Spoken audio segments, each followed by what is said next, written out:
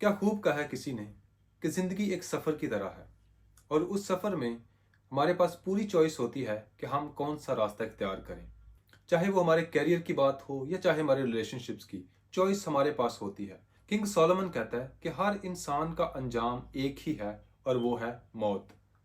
हम जो भी इंसान इस दुनिया में पैदा हुए हैं, उसने अपनी एक फाइनल डेस्टिनेशन की तरफ जाना है, वो डेथ है। लेकिन सवाल ये आता है कि जब हम अपने आखिरी अयाम में होंगे, अपने आखिरी लम्हात में होंगे, तो हम डेथ बेड पे बैठ के या लेटे हुए अपनी ज़िंदगी पे पछतावा कर रहे होंगे कि काश मैंने ये ना किया होता या काश मैंने वो ना किया होता, या उस लम्हे को खुशी से एक्सेप्ट कर रहे होंगे कि क्या ज़िंदगी जी थी मैंने। मेरे ख्याल में कोई भी ऐसा शख्स इंसान नहीं होगा कि जो अपनी ज़िंदगी में वहाँ पर बैठ के पछतावे करना चाह रहा हो कि काश मैंने अपने दिल की बात कही होती, या काश मैंने ये किया होता, या काश मैंने वो ना किया होता। कोई इंसान भी ऐसा नहीं होगा जो अपनी ज़िंदगी पे पछतावा करना चाह रहा होगा।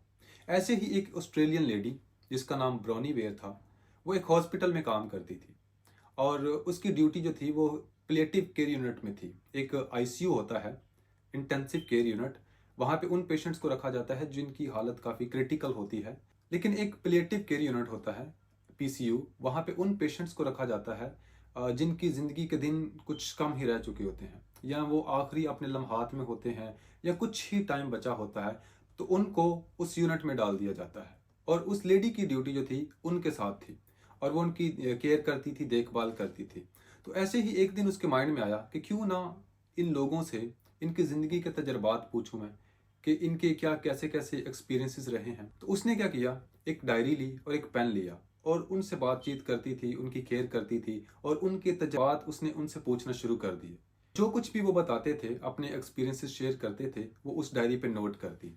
और कुछ अरसे बाद जब उसने बहुत सारे लोगों के एक्सपीरियंसेस नोट कर लिए, तो उसने उस डायरी को बुक की शेप में पब्लिश करवाया, जिसका नाम रखा the top 5 regrets of the dying, कि उन मरने वाले लोगों के 5 पछतावे। आइए हम उन पछतावों को देखते हैं कि कौन से ऐसे पछतावे थे जो उनकी ज़िंदगी में रह गए थे और वो अपनी ज़िंदगी में पछता रहे थे अभी तक।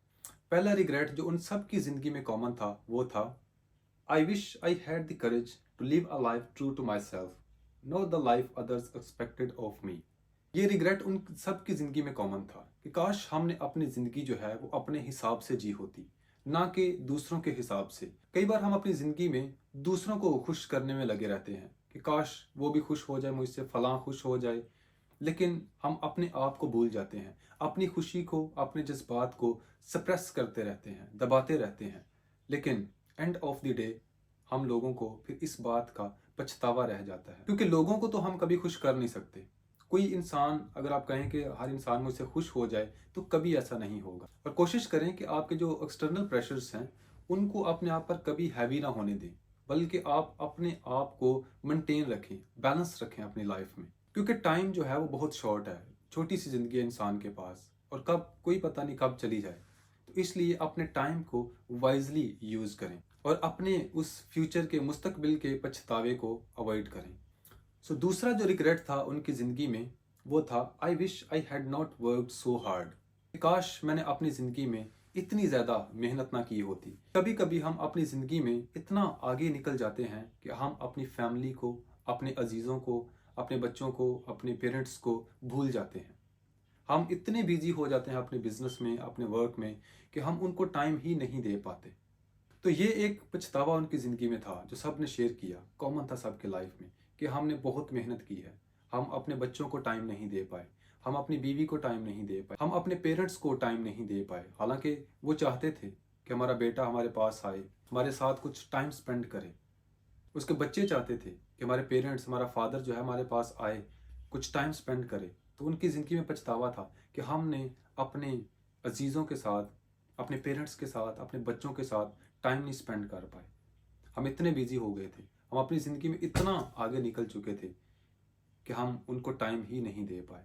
और आज हम इस डेथ बेड पे बैठ के पछता रहे हैं कि काश हमने अपने पेरेंट्स को, अपने बच्चों को टाइम दिया होता। अब इसका मतलब ये नहीं कि हम मेहनत ना करें या वर्क हार्ड ना करें, नहीं, बल्कि we need to maintain a balance between business life and a family life. हमें उस बैलेंस को मेंटेन रखना है कि हम अपने काम को भी प्रायोरिटी दें, टाइम दें और हम अपनी फैमिली को भी जो है वो साथ लेके चलें। और जब हम इसको साथ लेके चलेंगे तो आई एम श्योर कि हमारी ज़िंदगी में फिर उस टाइम पे पछतावा नहीं होगा। और एक रिपोर्ट के मुताबिक जो दुनिया के बड़े बड़े बिजनेसमैन हैं, जो बड़े लोग हैं, जो टॉप रिच लिस्ट में आते हैं, उन सब की देखें तो मोस्टली की फैमिली लाइफ जो है वो डिस्टर्ब हुई है।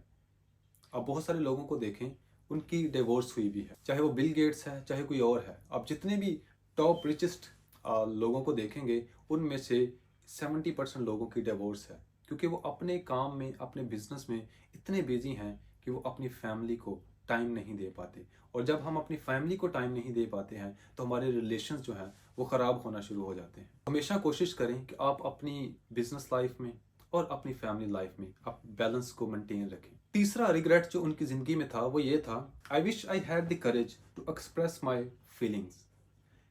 कि काश मैंने अपनी फीलिंग्स को, अपने जज्बात को जो है वो एक्सप्रेस किया होता, शेयर किया होता। कई बार हमारे अंदर बहुत सारी फीलिंग्स होती हैं लेकिन हम उनको एक्सप्रेस नहीं कर पा रहे होते, या तो कभी कभी हमें उस राइट मोमेंट का इंतज़ार होता है कि वो दिन आएगा तो मैं अपनी बात बात कहूँगा, लेकिन कभी कभी वो दिन ही नहीं आ पाता।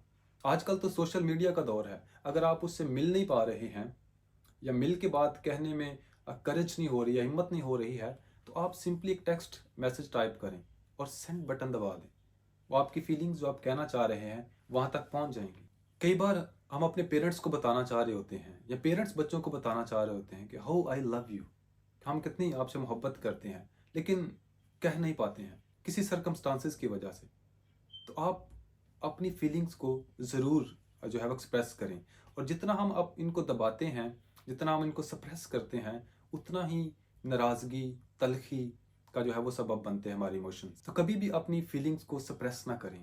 अगर आप किसी से कुछ कहना चाहते हैं, आप उसको कह दें। फिर आपकी जो मुस्तकबिल का पछतावा होगा वो डेथ बेड पे लेटने का, वो उससे आप बच जाएंगे। उसके बाद चौथा जो रिग्रेट था उन सब की ज़िंदगी में वो था, I wish I had stayed in touch with my friends. कि काश मैं अपने दोस्तों के साथ ताल्लुक़ में रहा होता। और ये भी एक रिग्रेट था उनकी ज़िंदगी में कि काश हम अपने दोस्तों से कितना ताल्लुक़ ना हुए होते। दोस्त ही वो होते हैं जिनसे हम अपने दिल की बात कह पाते हैं। तो आप अपने दोस्तों के साथ हमेशा राब्ते में रहें। कोशिश करें, आप अपनी तरफ से एफर्ट्स पुट करें कि हमारा ताल्लुक़ जो है वो कायम रहे। कभी कभी हम अपनी ज़िंदगी में इतना आगे निकल जाते हैं कि हम अपने दोस्तों को वैसे ही भूल जाते हैं। लेकिन कोशिश करें, I know this is a busy life, ये जो एज जा रही है ये बिजी एज है, लेकिन फिर भी आप कोशिश करें, अपनी तरफ से एफर्ट करें कि आप अपने दोस्तों के साथ कहीं ना कहीं सम हो आप उनके साथ कांटेक्ट में रहे, चाहे थ्रू मैसेजेस या कभी कभी टाइम निकाल के कॉल कर ली। अगर मिलना पॉसिबल हो तो आप मिल भी लें, लेकिन नहीं मिल पा रहे तो आप एटलीस्ट कोशिश करें कि आप अपने दोस्तों के साथ वंस इन अ वीक या वंस इन अ मंथ एक कॉल करें, मैसेज करें, ताकि एहसास हो कि वो मेरा दोस्त जो है, वो इंसान मेरे साथ कनेक्शन में है, मेरे साथ राब्ते में है। उसके बाद आखिरी और कॉमन जो रिग्रेट था उनकी ज़िंदगी में वो ये था, I wish that I had let my self be happier. ये एक रिग्रेट था उनकी ज़िंदगी में कि काश मैं अपने आप में खुश रहा होता। क्योंकि कई बार हम खुशी जो है वो बाहर से ढूंढ रहे होते हैं, किसी और चीज़ से या किसी और इंसान से वो खुशी एक्सपेक्ट कर रहे होते हैं, लेकिन हकीकी खुशी जो है वो हमारे अंदर छुपी होती है। हम हर मोमेंट पे ग्रेटिट्यूड कर सकते हैं, शुक्रगुजारी कर सकते हैं। We need to be happier, it's inside of the man. ये हमारे अंदर है। हमारी फीलिंग्स जो हैं हम उनको एक्सप्रेस कर सकते हैं, हम खुश रह सकते हैं। और आप हमेशा कोशिश करें खुश रहें, और इससे ना आपकी ज़िंदगी में इम्पैक्ट पड़ेगा, बल्कि जो आपके अराउंड में लोग हैं उनकी ज़िंदगी में भी एक पॉजिटिव इम्पैक्ट जाएगा आपके खुश रहने से। तो कोशिश करें खुश रहें। तो ये एक बुक थी जो ब्रोनी वेयर ने लिखी थी। तो इस बुक का मकसद कोई बिजनेस डेवलपमेंट या कुछ और कोई टेक्नोलॉजिकल या कुछ ऐसी कोई फिक्शनल नहीं थी, बल्कि रियलिटी बेस्ड बुक थी, जिसका मकसद था कि हम अपने रिलेशंस को हेल्थी रख सकें। हम अपनी ज़िंदगी के जब आखिरी अयाम में हों तो हम उन पछतावों से बच सकें। ये वो लेसन थे जो उस लेडी ने उन मरने वाले लोगों से अक्स किए थे, पूछे थे। और याद रखें, मरता हुआ इंसान कभी झूठ नहीं बोलता। और ये एक रियलिटी बेस्ड बुक थी। तो आप भी अपनी ज़िंदगी में इन रिग्रेट्स से बचने की कोशिश करें। और अगर आपको ये बुक अच्छी लगी तो आप इस बुक को जो है अपने अजीज़ों के साथ शेयर ज़रूर कीजिएगा। Thank you so much.